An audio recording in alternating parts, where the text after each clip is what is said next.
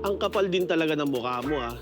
After you ghosted me, bigla ka na lang nawala ng parang bula. At nagdala ka pa ng lalaki. Para ano? Para insultuhin ako? Para ipamukha mo sa akin na kaya mong sabuyan ng asin ng puso ko?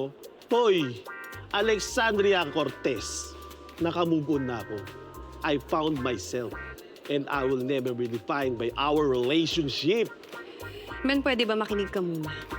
And it comforts me na itong lalaking pala to ang ipapalit mo sa akin.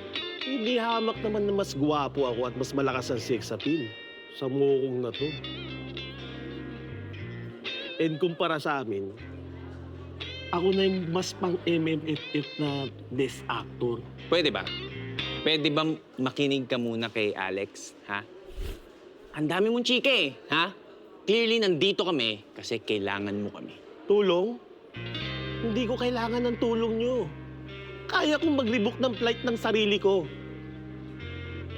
Actually, kakatawag lang ng customer service. At ang sabi nila, kaya ko na daw i-manage ang booking ko through their app.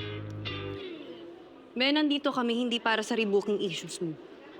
Andito kami dahil may impormasyon kami tungkol sa mga Valtrovi.